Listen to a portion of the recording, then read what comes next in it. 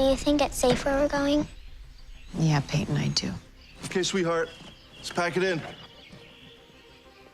Hey.